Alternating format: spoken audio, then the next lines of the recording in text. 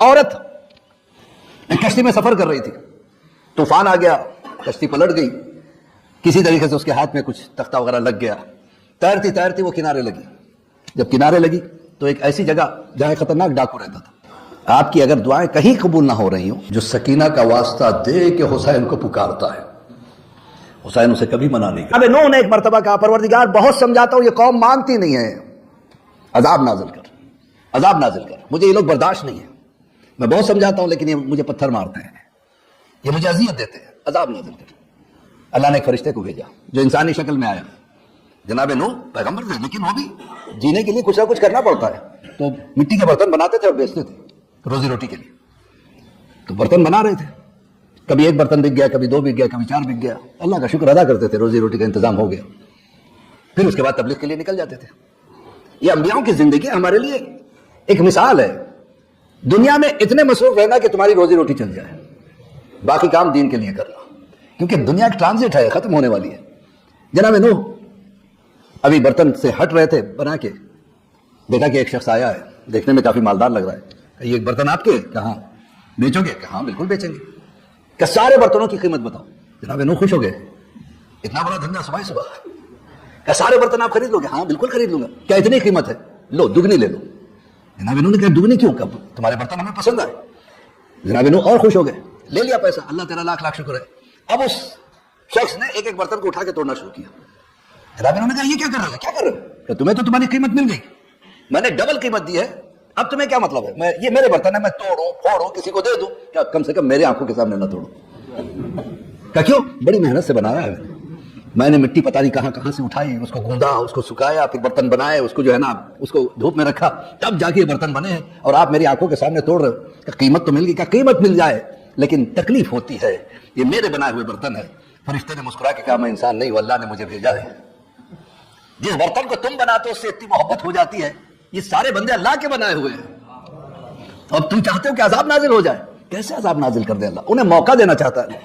جناب نوح سجدے میں گر گئے، معبود مجھے معاف کر دینا، تو نے میری آنکھیں کھول دی۔ تو اللہ انسان کو موقع دیتا ہے، لیکن اس موقع کا انسان غلط فائدہ اٹھاتا ہے۔ بعض ایسے ہوتے ہیں جو توبہ کر دیتے ہیں۔ ایک عورت ایک کشتی میں سفر کر رہی تھی، طوفان آ گیا، کشتی پلٹ گئی، کسی طریقے سے اس کے ہاتھ میں کچھ تختہ وغیرہ لگ گیا، تیرتی تیرتی وہ کنارے لگی۔ جب کنارے لگی تو ایک ایسی جگہ جہاں خطرناک ڈاکو رہتا تھا۔ یہ جوان عورت جب وہاں کنارے لگی، اس ڈاکو کی نگاہ اس عورت پہ پڑی، کہ چلو میرے ساتھ، اگر نہیں چلو گی تو تلوار نکالا، کہا یہیں قتل کر دو۔ ڈر گئی، اس کے ساتھ اس کے اڈے پہ گئی۔ اب اس کے بعد اس ڈاکو نے اپنا غلط ارادہ ظاہر کیا۔ عورت نے کہا دیکھو یہ چیز گناہ ہے، یہ چیز گناہ ہے جو تم کرنا چاہتے ہو، میں ایسی عورت نہیں ہوں کہ اگر تم نہیں کرو گے تو تمہیں جان سے مار ڈالوں گا۔ کہ اچھا دیکھو جان کا بچانا ضروری ہے، میری ایک شرط ہے کہ ایسی جگہ لے جانا جہاں کوئی دیکھنے والا نہ ہو۔ کہاں میں لے کے جاتا ہوں؟ ایک سنسان جگہ لے کے گیا۔ اب اس نے اپنی خواہش ظاہر کی، تو عورت رونے لگی کہ اب کیوں رو رہی ہو؟ تو کانپنے لگی کہ کیا ہوا؟ کہ تم تو ایسی جگہ لے کے آئے جہاں پہ 5 دیکھنے والے موجود ہیں۔ کہ 5 دیکھنے والے؟ یہ تو سنسان ہے، میں نہیں دیکھتا کہ کوئی ہے یہاں پہ۔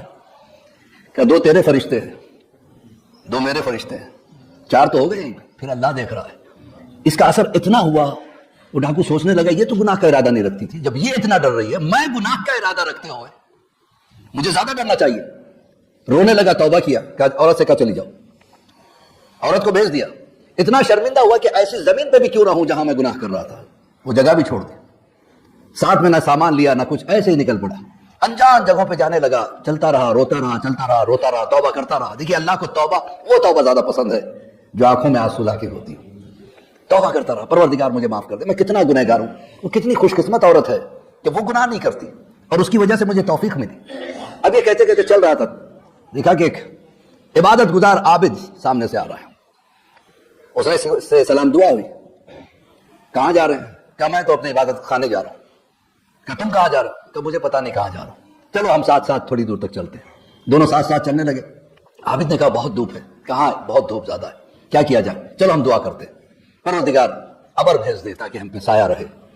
اس نے کہا کہ میں گناہگار ہوں، آپ عابد ہیں، آپ دعا کریں، میں دعا نہیں کرتا، مجھے حیا آتی ہے اللہ سے مانگنے، کیونکہ میں اس کا بہت بڑا گنہگار ہوں۔ عابد نے کہا کوئی بات نہیں، پھر بھی دعا کرو۔ کہ نہیں میں دعا نہیں کر سکتا، آپ دعا کریں میں آمین کہہ دوں گا۔ عابد نے دعا کی، پروردگار دھوپ سے پریشان ہے، ابر بھیج دے، سایہ بھیج دے۔ اس نے آمین کہا، ابر آ گیا، دونوں مل کے چلنے لگے۔ عابد تو سوچ رہا تھا یہ میری دعا کا اثر ہے، اسے یقین تھا کہ اسی کی دعا کا اثر ہے، میں تو گناہگار ہوں۔ چلتے چلتے جب دو راستے ہوئے، اس جوان نے کہا میں اس راستے سے نکل رہا ہوں، آپ اس راستے سے جا رہے ہیں، چلیے خدا حافظ، خدا حافظ ہی ہوئی۔ اب دونوں الگ الگ راستے پہ چلے۔ اب عابد نے دیکھا کہ یہ اس پہ سایہ کرنا چھوڑ دیا، اس کے ساتھ ساتھ چل رہا ہے۔ عابد پریشان ہو گیا، میں اتنا عابد وہ کہہ رہا ہے کہ وہ گناہگار ہے، گناہگار ہے، لیکن اس کو اللہ سایہ دے رہا ہے اور میں سایہ سے محروم۔ دوڑ کے آیا، رکو رکو، کہاں جا رہے ہو؟ کہا کیا ہوا؟ کہ دیکھتے نہیں ابر تمہارے ساتھ چل رہا ہے۔ اب یہ حیران رہ گیا کہ ایسا کیوں ہو رہا ہے؟ تو کہا کہ دیکھو یہ بتاؤ تم نے کیا کیا تھا؟ کہ میں نے یہ کیا تھا، اور اس کے بعد تم نے کون سی چیز پڑھی؟ کہ کچھ نہیں، میں توبہ کرتا رہا۔ اب نے کہا یقیناً اللہ وہ مالک ہے، مایوسی کفر ہے، یاد رکھیے گا۔ جب انسان دل سے توبہ کر لے تو پروردگار عالم اس کی دعا پہلے قبول کرتا ہے۔ جناب موسیٰ کے دور میں ایک گناہگار تھا، اتنے گناہ کرتا تھا، اتنے گناہ کرتا تھا کہ اس کا گناہ کا گھڑا پھوٹ چکا تھا، اس کی وجہ سے قحط آ گیا۔ لوگوں نے کہا موسیٰ آپ تو روز جاتے ہو، طور پہ جاتے ہو، ڈائریکٹ کنیکشن ہے آپ کا اللہ سے، دعا کر دیجئے پانی برس جائے ورنہ مر جائیں گے۔ کھیتی باڑی کے لوگ تھے، کہ اچھی بات ہے میں آج جا کے دعا کرتا ہوں۔ کہ پروردگار میں کیا کروں؟ کہ دیکھو ایسا ہے کہ تمہاری اس امت میں ایک گناہگار کی وجہ سے سب کو پریشانی ہے، اتنے اس نے گناہ کیے ہیں کہ جہاں گناہ ہوتا ہے ہم اپنی رحمتوں کو ہٹا لیتے ہیں، ہم اپنی رحمتوں کو وہاں سے ہٹا لیتے ہیں، لہذا ہم نے رحمت روک دیا۔ اس گناہگار سے کہو کہ چلا جائے، پھر رحمتیں شروع ہو جائے گی۔ جناب موسیٰ نے ایک میدان میں سب کو بلایا، آج گھر پہ کوئی نہیں رہے گا، سب یہاں آ جائیں گے۔ سب آ گئے کہ میری بات ہوئی اللہ سے، میں نے دعا کیا تھا، اللہ نے کہا کہ تم میں کوئی گناہگار ہے۔ اچھا گناہگار تو جانتا تھا کہ یہ وہی ہے، ہر گناہگار کو پتا اس کا گناہ کیا ہے۔ اب وہ پریشان ہو گیا، اب میں کیا کروں؟ اب اگر میں اٹھ کے جاتا ہوں، کیونکہ جناب موسیٰ نے اعلان کیا کہ وہ اٹھ کے چلا جائے تو بارش ہو جائے گی، ہر آدمی ایک دوسرے کو دیکھ رہا تھا۔ اب گناہگار نے کہا پروردگار تو ستار العیوب ہے، میں اتنے گناہ کرتا تھا آج تک ڈھانپتا چلا ہے، اب میں اٹھ کے جاؤں گا تو سب کو پتا چل جائے گا، لوگ مجھ سے نفرت کریں گے، مجھے معاف کر دے۔ اللہ اکبر، یہ ہے کریم پروردگار۔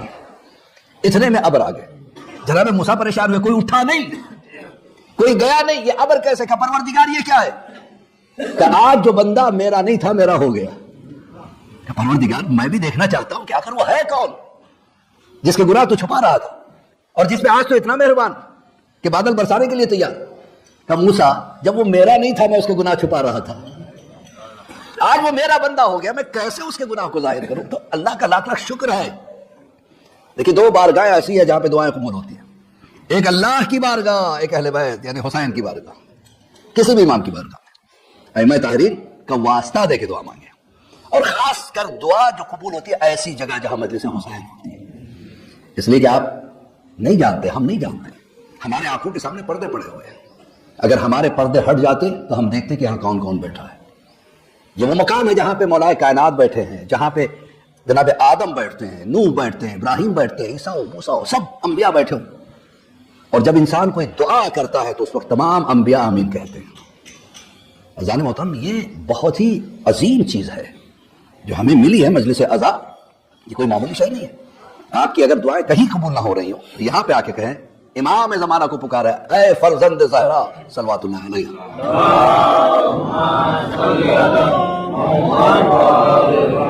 لبیک یا رسول اللہ، لبیک یا زہرا، لبیک یا علی، لبیک یا حسن، لبیک یا حسین، لبیک یا عباس، لبیک یا سکینہ، لبیک یا زینب، لبیک یا مولا رضا، لبیک یا امام زمانہ، آلہ ہے تیری۔ مجلس حسین علیہ السلام عجیب چیز ہے، جو اس کی خدمت کرتا ہے۔ تو انشاءاللہ آج رات کی تقریر میں ایک ایسی حدیث پیش کروں گا بالکل شروع ہی میں، جس سے آپ کا اندازہ ہوگا کہ مجلس حسین کی عظمت کتنی بڑی ہے۔ اگر وہ حدیث سمجھ میں آ جائے تو انسان زندگی میں کوئی مجلس مس نہ کرے گا۔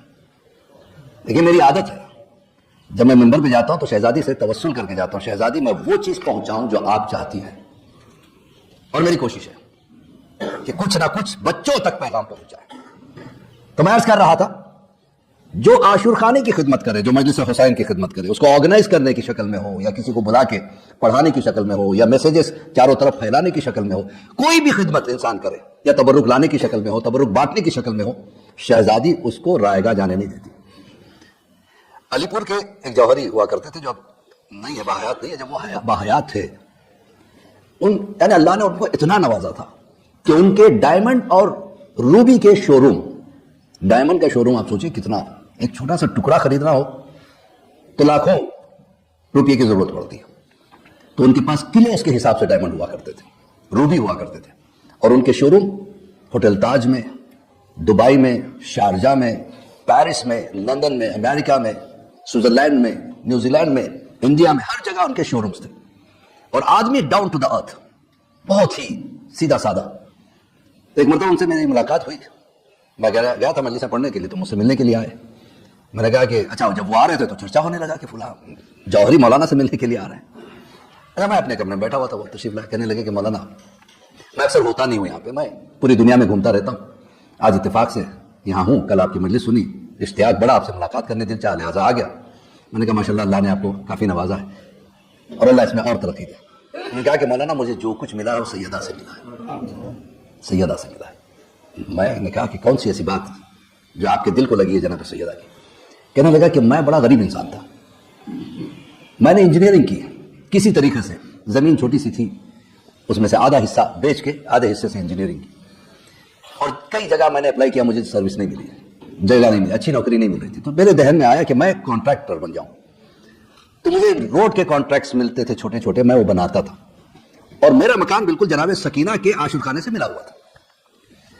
اور علی پور ماشاءاللہ شیعوں کا گڑھ ہے، اور یہ عاشور خانہ چھوٹا تھا، مجلس کے لیے اندر کا ہال بہت چھوٹا پڑ جاتا تھا، باہر لوگوں کو کھڑے ہونا پڑتا تھا. تو وہاں کی جماعت نے سوچا کہ ہم اس امام باڑے کو بڑھائے. ادھر کی طرف بڑھانے کے چانسز نہیں تھے کیونکہ ہندو آبادی تھی. ان لوگوں نے کہا کہ نہیں، ہم نہیں بیچیں گے. کہا ان سے خرید لیتے. ان سے کہا کہ بھائی دیکھیے، اگر آپ اپنا مکان بیچ دو تو یہ امام باڑہ بڑا ہو جائے گا، لوگوں کے لیے آسانی ہو جائے گی، مجلس کے لیے آسانی ہو جائے گی. کیا کہا آپ نے؟ کہا اگر تم اپنا امام باڑہ بیچو. کہا کسے بیچوں؟ آپ میرے ساتھ ہیں، کسے بیچوں؟ کہا یہاں کی جماعت کو. کہا نہیں، آپ جماعت کے لیے نہیں مانگ رہے، جناب سکینہ کے لیے مانگ رہے ہیں. کہا جناب سکینہ کے لیے مانگ رہے ہیں. اور جناب سکینہ کو میں بیچوں گا؟ دیکھیے عقیدہ اسے کہتے ہیں، جناب سکینہ کو میں بیچوں گا، یہ تو انہی کا ہے، لے لو آپ. میں آج ہی خالی کر دیتا ہوں. آپ سوچیں اس طریقے سے آن دا اسپاٹ ڈیسیژن لینا کتنا مشکل ہے. میں آج ہی خالی کرتا ہوں. جماعت والوں نے کہا چاہے کام کرو، کوئی مکان لے لو، جب تک آپ اپنا مکان نہیں بناؤ گے ہم اس کا کرایہ دیتے رہیں گے، چاہے وہ 1 سال لگے، 2 سال لگے، 10 سال لگے. کہا نہیں، آپ سے کرایہ بھی مجھے نہیں چاہیے، جو چاہیے شہزادی سے چاہیے. اور شہزادی جانتی ہے مجھے کتنا چاہیے، کیونکہ آپ دو گے تو کم دو گے، شہزادی دے گی بہت زیادہ دیں گے. جماعت والوں نے اس کے عقیدے کو دیکھا کہ ٹھیک ہے، ہم آپ کے عقیدے کو ٹھیس نہیں پہنچانا چاہتے. وہ کہتا ہے کہ میں اپنے بیوی بچوں کے ساتھ اور جو کچھ ہم اٹھا سکے مکان سے اٹھا لیا. سڑک کے کنارے میری چھوٹی سی زمین تھی، وہاں ہم نے ٹینٹ لگایا، فیملی کے ساتھ جا کے رہنے لگے. عورت نے کچھ نہیں پوچھا. دیکھیے یہ بہت بڑی چیز ہے، اچھی بیوی ملنا بہت بڑی چیز ہے. عورت نے بھی کچھ نہیں کہا. اللہ کہتا ہے یہ کیا تماشا کر رکھا آپ نے؟ ہم نے کہا لو روڈ پہ لا کے رکھ دیا آپ نے، لیکن نہیں، کہ جناب سکینہ کو دیا ہے. ہم خوش نصیب ہے کہ جناب سکینہ نے ہمارے مکان کو اس لائق سمجھا کہ اسے امام باڑہ بنا دیا جائے. سڑک کے کنارے رہنے لگے. اب کہتے ہیں کہ اسی دن میری زمین میں ایسے ہی بیٹھا ہوا سوچ رہا تھا کہ اب میں کیا کروں گا، کیسے اپنے بیوی بچوں کو کہاں رکھوں گا، لیکن مجھے یقین تھا شہزادی پر. میرے ہاتھ میں ایک لکڑی تھی، میں سوچتے سوچتے وہاں کوریدنا شروع کیا تو مجھے ایک پتھر ملا جو چمک رہا تھا. میں نے لے جا کے اس کو فائن کیا، پروسیس کے لیے دیا، تو پتا چلا بہترین روبی ہے. میں نے سوچا یہ پتھر وہاں سے ملا ہے تو اور تو کچھ نہیں ہے. میں چپکے سے وہاں پہ کھودنے لگا تو مجھے روبی کی کان نظر آئی، روبی کی کان نظر آئی. پھر میں وہاں دھیرے دھیرے وہاں سے اٹھاتا رہا اور اس کو تراشتا رہا، الگ الگ جگہ جا کے بیچتا رہا. ہوتے ہوتے میرا شو روم بنگلور میں ہو گیا، پھر میسور میں ہو گیا، پھر دلی میں ہو گیا، پھر اس طریقے سے بڑھتے بڑھتے آج دنیا کے کئی ملکوں میں میرے شو روم ہے. میں نے کہا، وہ کہتا ہے کہ میں نے ایک مکان دیا، شہزادی نے ہر ملک میں مجھے مکان دیا. ایک صلوات پڑھے بر محمد و آل محمد.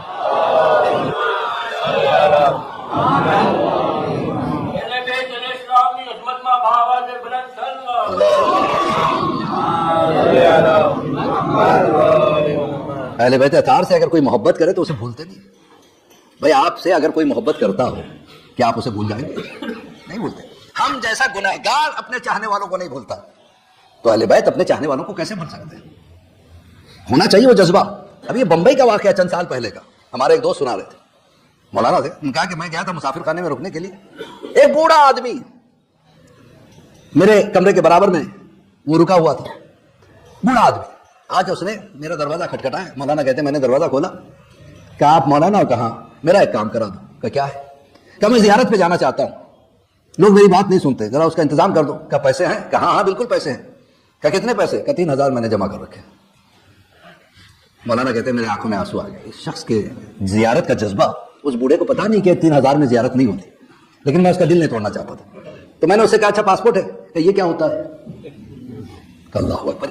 اس بیچارے کو پتا نہیں کہ پاسپورٹ کی ضرورت ہوتی ہے، ویزا کی ضرورت ہے، نہ اس کے پاس ٹکٹ کے پیسے، نہ اس کے پاس پاسپورٹ.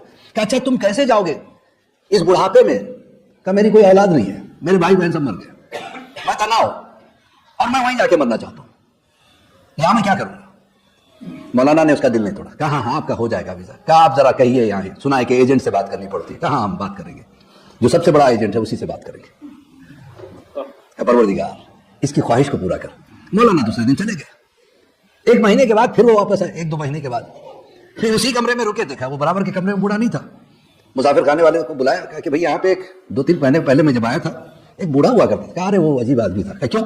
جو بھی اسے ملتا وہ کہتا کہ کوئی ایجنٹ سے بات کرا دو میرا پاسپورٹ کا. پاسپورٹ نہیں، میرے ایجنٹ سے بات کرا کہ مجھے کربلا کا انتظام کر دو. آپ ہی کے کمرے میں اتفاق سے افریقہ کا ایک بہت بڑا تاجر آ کے رکا، بزنس مین آ کے رکا.